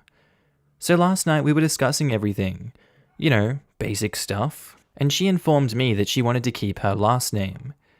That really bothers me, but I can't control her, etc. I told her so, but she insisted. But then she started to ask about when we're going to get the ring and etc. I thought about it, and then I told her I actually don't think we should use an engagement ring because that's a sexist tradition too. I said that if she wanted to, she could just go out and get herself something, but that I didn't really care. This upset her for whatever reason, and we fought about it and are still mad at each other. She and my sister think I'm being petty, but I don't. Am I the a-hole? You don't just sound petty, you sound blind to the wants and needs of your partner. Just because you don't believe in these sexist traditions doesn't mean that everyone else doesn't believe in them. There's a lot of people that would still like these stereotypical things to happen, and that includes getting an engagement ring. I can see why she's upset at you for this. And it honestly seems like you are holier than thou, and you are actually gaslighting her for this. How dare you be upset? This is sexist. This is your fault now. You're mad at her for being upset about the engagement ring, and you're not going to apologize for what you've done because you believe that your view is better than, even though this is a marriage and you guys are supposed to be there for each other. You're really starting this off on the wrong foot. You're the a-hole. Edit. I shouldn't have posted this. No one is taking my feelings that the engagement rings are sexist into account. Edits. My fiancé said that she thought that brides taking the groom's last name was sexist, and that's why she didn't want to do it. Edit. You idiots can stop commenting. My fiancé and I came to a compromise. She'll take my last name, and we will do the ring thing. You kind of just make it sound like you got your way in the end. She's not allowed to have her own beliefs and, way to go about this marriage. No, my way or the highway. This is the compromise. This is the compromise we decided. She's happy. She's really happy with this marriage, okay? Do you really feel like it's a sexist tradition? Or did you refuse the ring because you're upset that she doesn't want to change her name? Edit. If you were upset that your fiancé chose not to take your last name and wanted to give her some payback by not getting her an engagement ring, then you're the a-hole. This is the important question. If you were refusing to buy the ring to spite her, you are petty. If you genuinely believe the tradition is sexist, it's not petty, but based on the fact that you planned on buying her one, I'm going to say that you were just being petty because her not changing her last name upsets you. You're the a-hole for holding the ring over her head and being petty. You're the a-hole. You stated first that you didn't initially buy a ring because you wanted her to be a part of the process and to pick it out. Yet, after she says she doesn't want to change her last name, you change your mind and now you don't want a ring at all? That's petty, and it seems like you did it to belittle her choice to keep her maiden name. This, OP actually did intend on buying her one and is being very petty. Then he goes on to say no one is taking his feelings into consideration about the engagement rings being sexist. It's a cop-out. You're the a-hole. Posted by user LifeRadish473, titled, Am I the a-hole for telling my sister her ex-best friend was justified in cutting her off? So, my sister and her ex-best friend recently ended their lifelong friendship, and my sister has been in hysterics. So, her ex-best friend has been in a relationship with this guy for 3 years. She recently found out he's been cheating on her. And to make matters worse, he brought the side chick around his girlfriend as his cousin, so she never suspected a thing or thought that it was weird when they would hang out. The side chick was the one to make the cousin idea up so she could have closer access to the boyfriend without arousing suspicion. Now that's a screwed up situation to be in. When my sister's ex-best friend confided in her that she was ticked at the both of them, my sister told them that she has no right to be angry at the other woman because it was her boyfriend that owed her the loyalty and that she's insecure for hating on both of them equally. Well, her ex-best friend cut her off. In my opinion, she's justified. Like, it's about morals. Don't tell your best friend she's insecure for getting mad at the other woman. It's not like she stayed with the boyfriend and hates the other girl. She ended the thing. If I was her, I would be disgusted by the both of them, and if my best friend started that he owes you loyalty, not the other party, I would cut them off too. I told my sister this, and she called me an a-hole, and that I'm insecure too. I told her she's giving the side chick energy, and she got mad. If the side chick didn't know that he was cheating, and that he had a girlfriend, it wouldn't warrant this situation, but she did know, and yet she's treating this side chick like she's innocent. Why? How thick are you? Come on, open that brain up, we've got some neurons left firing in there, surely. You deserve to be cut off by that friend if she's going to try and get some, help from you, some mental, emotional help. That's all she wants, and you're saying, you know what? You've got no right to be angry at the other woman. It's not her fault. You're just insecure. What's wrong with you? Yeah, I wouldn't be surprised if my friend cut me off if I said that to them. That's a terrible thing to say. Her ex-best friend deserves better, and this sister needs to learn. Not the a-hole OP. That ex-best friend was justified in every way. Not the a-hole. If the side chick was oblivious to boyfriend's relationship, that's one thing. BFF would be wrong to be angry at her in that case.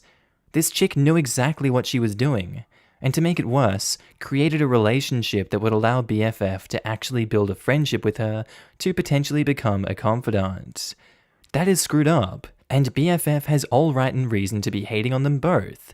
That's not indicative of insecurity, that's just good old human decency.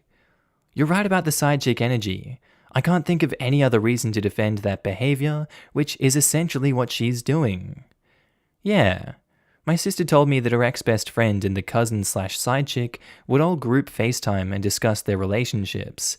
The entire time the cousin was discussing her relationship problems, she was changing the name, but was talking about my sister's ex-best friend's boyfriend.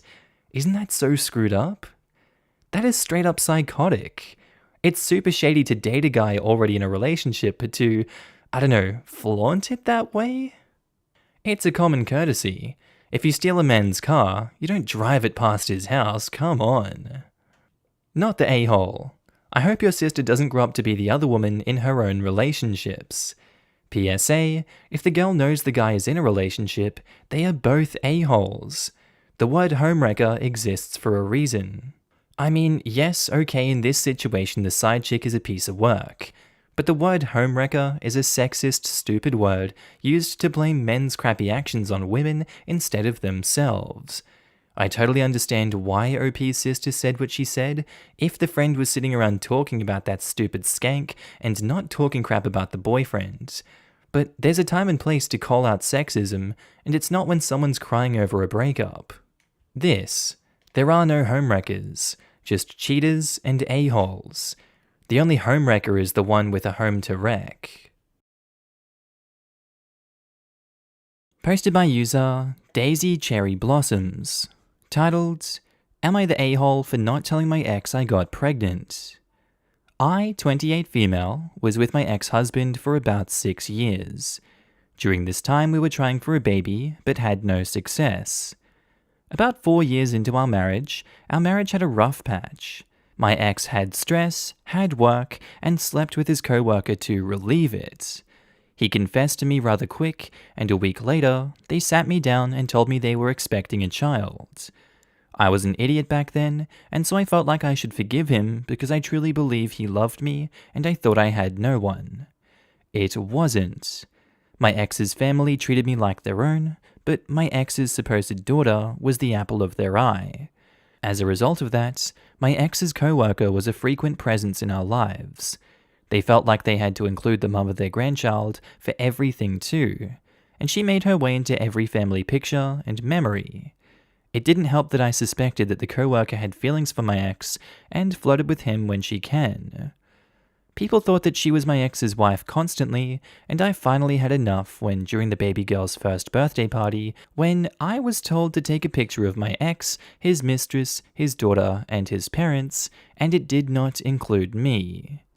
It hit me that I was now treated as the other woman, and I realized that I deserved more than this bullcrap. I filed for divorce a few months later and left.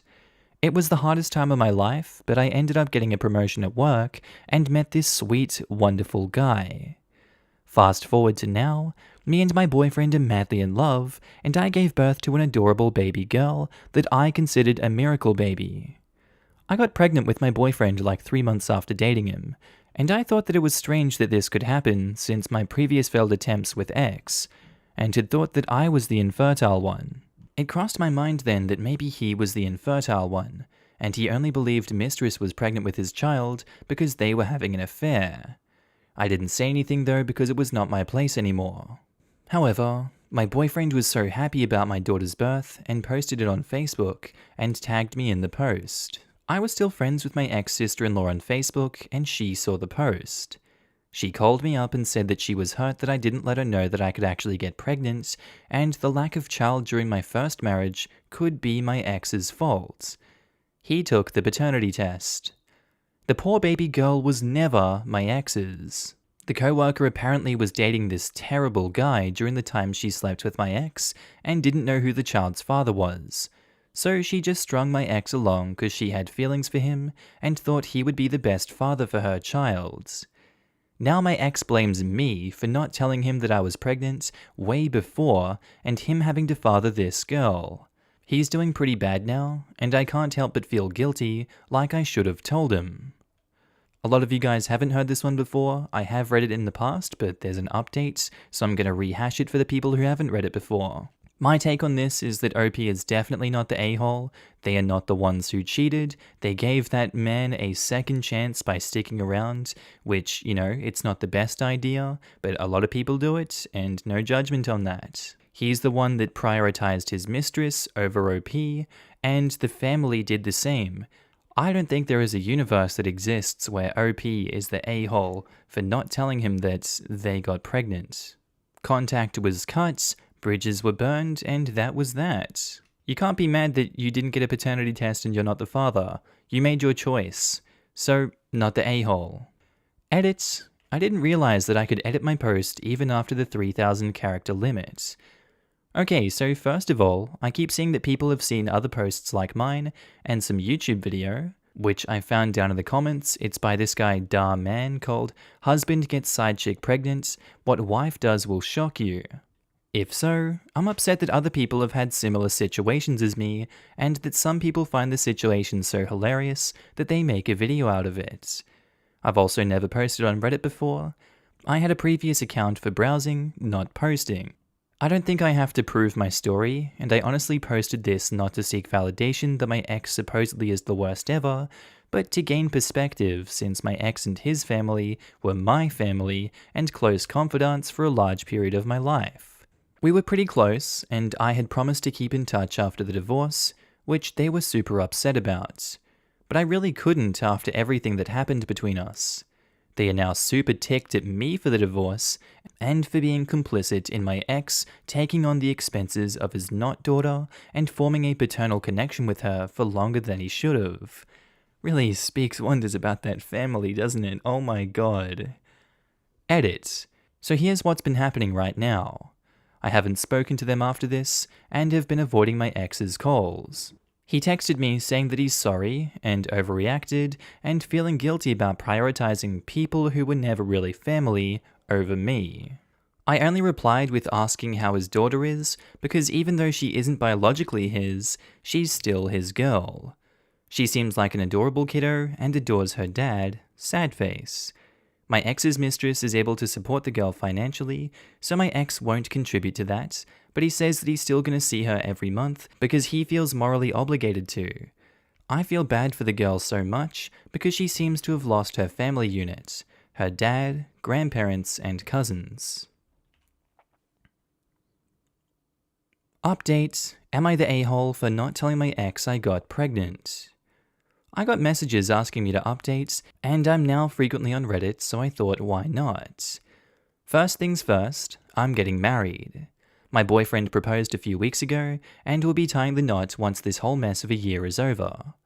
I know a lot of people here said that my ex's family is toxic, and I shouldn't keep in touch with them. But I did contact them to tell them about my engagement. It went well. My ex-mother-in-law cried and told me she was happy for me and apologized for everything.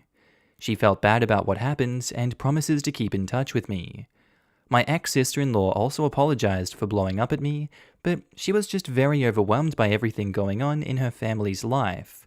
I can sympathize and told her that all is forgiven. This family is still super important to me, but this felt more like closure, and I'm at peace with my feelings now. It's a chapter in my life that was bittersweet, with a lot of great memories, but is now closed. I will always look back fondly, but now it's time for me to move on. The last I heard, my ex's ex-child, is living with her mother, and her biological father is now more involved in her life. My ex stopped visiting altogether and doesn't seem to be in a great shape, but I haven't inquired because I don't feel like it's my place anymore. I wish him well, and hopefully he's able to move on from this. For those who messaged me saying that this is fake, believe what you want to believe. I don't really care anymore that you think this is from a YouTube video. I just hope that those who are reading this know that even though you are struggling, are in tough times, or just depressed with your life, know that it will get better. It happened to me, and it happens to a lot of people. You too are special, and you too will achieve happiness. Don't give up on yourself. Do what is right. If you think this is fake, believe it, so long as you get this message loud and clear. Mucho love to those who supported me. Love ya. Love heart emojis. I'm very happy for you. For what it's worth, I've also kept in touch with the family of my ex. When I was going to be in the area for work, I contacted them and wanted to treat them to a nice dinner. But my ex's mum insisted I stay with them for the weekend and let her cook for me. She's a fantastic cook. It was sweet because I had really missed them, and I wasn't sure how they felt since I'd ended things with their daughter. There's nothing wrong with staying in contact with people who have become important to you. Posted by user Tradition Impressive 2. Titled, Am I the a-hole for refusing to sell the place I bought with stripper money? For several years, I was a stripper. I have no shame about what I did and only quit when I got a better job offer. In the time I worked as a stripper, I intentionally lived as cheaply as possible, in a crappy little studio flat, living off ramen, wearing old clothes, because my co-workers all told me that they were able to buy their own places on their income, so long as they saved like crazy. Before I quote-unquote retired, I managed to outright buy myself a 3-bedroom flat. I rented out the other rooms for a while, but I got sick of having roommates. So now I have them up online for shorter stays, but not to rent. I met this guy about 18 months ago, and we've been together since. He knows about my employment history, and he said that he has no issue with it. Though he did ask me to tell his family the white lie I occasionally use, on my CV and stuff, which is that I was a waitress, which I kind of was, to be honest. A month ago, we found out that I'm 2 months pregnant. He says this is great news and we should move in together. I assumed he'd be moving into my place because he rents his, far smaller, 1-bedroom flat, while I own mine, and I have room for a baby's room while he doesn't. Also, I really don't want to leave my flat. It's my flat. I love it.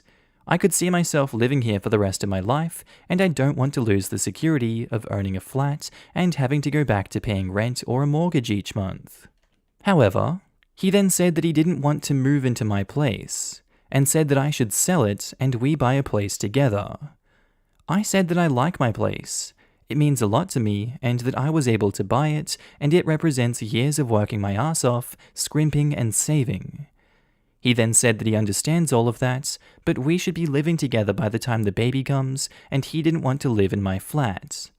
I asked him why not. It's a great flat. It's central to everything. It's spacious, it's got room for all his stuff, there's a daycare in the building, run and owned by another tenant, and a school 5 minutes walk away.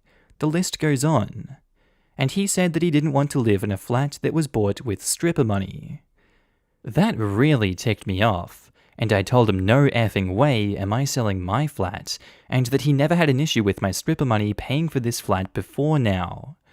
I said I wasn't giving up the security of owning a home for someone who tries to make me feel ashamed about something I don't feel ashamed of. He said that his point is, if I sold the flat, then we could get a new place with the money from the sale. I said, wouldn't that still be stripper money? And he said, that's different. And I asked, how? He then said he was going to his place because I can't talk to you when you're in this state. He's gone back to his flat now, and he's texted me saying that I'm overreacting and irrational, and I need to think of this realistically rather than emotionally. He says he wouldn't feel right raising a child in my flat, knowing how I purchased it, and selling and moving is the best idea of all of us. Not to mention the fact that he isn't on the deed because it's my place, and it would never feel like our place because of this. I feel like I might be the ass because I get why he might feel like it's just my place, and I feel like I'm being too rigid in a time that we need to work together. Plus, I spoke to my sister, and she sided with him. So, 2 out of 3 people think I'm in the wrong here. Am I the a-hole? No, it seems apparent that he's just trying to get half of that property's value. He's just trying to steal your money, OP. If he's so upset about stripper money, then I don't get why he's still with you. He's happy to be with you, but he's not happy that you're not giving him your money. He's not happy that you were a stripper, and he's going to conceal that fact for the rest of your life. Doesn't really sound like you guys are compatible, and yeah, not the a-hole. Update on the off chance anyone sees this. I dumped him. There was a whole conversation, and during the conversation, he said that he didn't want to be a parent if I wasn't willing to do everything that he wanted, including sharing a house/deed, plus staying together. Also, at the start of the conversation, I said what a few people suggested, which was that I'd be willing to sell and split the house with him, provided he pay 50%. And he got very, very angry very, very quickly. He also said a few other things, so I don't know how it's all going to pan out just yet, but it looks like I'm going to be a single mother. Updates. Am I the a-hole for refusing to sell the place I bought with my stripper money? Now for the updates, because a lot of people have asked for one. First off, I dumped him. He initially said that he doesn't want to be a parent if we're not a couple, but earlier this week, he told me that he wants majority custody, so not only does he not have to pay child support, but if he gets majority, then I end up paying him. He actually said that that was his reasoning. He also runs his own startup and admitted the startup is basically done for, and he was hoping that when I sold my place, I could also put a cash injection into his business with the money. So basically, this was all about the money for him, and I have extensive documentation of all of this. There's going to be a legal case, but I've gotten legal advice, and it looks like I'll be able to get sole custody, which is what I intend to go for. In the last couple weeks, my sister has doubled down and is trying to get me to fix things with my ex because a baby should have a complete family. So I've not been involving her in my pregnancy, which she is furious about. She also told our parents, which I am furious about, so we're not speaking right now. I also want to say thank you to everyone who commented on my first post. When I first posted, between my boyfriend and my sister, I was genuinely convinced that I was in the wrong. So to have such an overwhelming supportive response really helped me realize that I shouldn't doubt myself so much. And with that realization, plus everything going on right now, I've decided to go to therapy, which I will be starting next week. All in all, the outcome of this is probably going to be me being a single mother in the flat I own. And honestly, pretty decent outcome. I have to call crap to the baby needs a complete family. A kid can have a mum and a dad and still have a dysfunctional family. Single parent, two parent, parents of the same sex, it doesn't matter. Your ex sounds controlling and like a leech. All the reasons he wants to be together or be a father are more for his benefit. Good luck to you, OP, and your baby. It might be a long road ahead, but you can do this. You've made it this far. Seconded. Looking at ex-boyfriend here, he doesn't seem interested in parenting at all. Rather, he's in it for the money and security he expected OP to give him, and he was pretty blatant about it too. Raising this kid as a single mother is absolutely better than raising it with this douche nozzle. Thirded. OP, ex-boyfriend is looking to monetize his relationships. His behavior frankly sounds somewhat sociopathic. I had a younger brother who lived this way, and it eventually led to his demise. Be well and happy with your flat and child. You sound like a very capable and smart person. Best luck and happiness to you. Awesome. I think people picked up pretty quickly what your boyfriend was about, but I'm honestly puzzled by your sister's attitude. Honestly, we didn't have the most stable home life growing up, and she was really big on wanting a regular, nuclear family as soon as she could build one. So I think maybe our upbringing has translated into pushing and wanting this whole complete family as adults. Well, that does make a bit of sense. I'd like to think she's doing this from a place of love. Like, seriously panicking that her niece and nephew are going to have a bad home life if you and the father are not together. Hopefully she comes to see that some people are better apart and you guys can mend your relationship. I thought that too, and I wanted it to be true, but then she told our parents I was pregnant, and until that point, I believed it could be from a place of love. But telling our parents about the baby is not coming from a good place, or at best, it's coming from a good but naive place. They kicked me out when I was a teenager for no good reason. She's tried to get me to mend fences with them, and I've refused, and of our whole extended family, I'm only in touch with one sister, her, and one brother. Your sister is immature. She has this idea of a perfect family and is incapable of understanding a single parent can also raise a child. Her involving your estranged parents is her trying to make you into a horrible person. I think your sister has been a bad influence in your life. Just go low contact with her, or at least try not to take her advice. Her first response after finding out that your boyfriend was using you for money is, make it work? What the hell? Your ex is an a-hole. If his solution to raise capital for his startup is to scam his girlfriend, he is destined to fail. Was he ever going to give you any equity for the investment? Lol, no.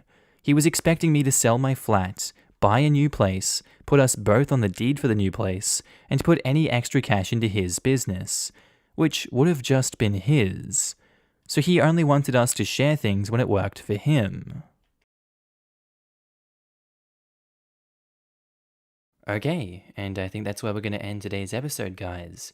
As always, I do hope you enjoyed it and maybe even learned something from these stories. Just want to say a quick shout out to my Patreon subscribers and my channel members. You guys should be on the screen right now. If you do see yourself, I want you to give yourself a little pat on the back for being amazing and supporting me on this channel, this little journey we're going on the YouTubes.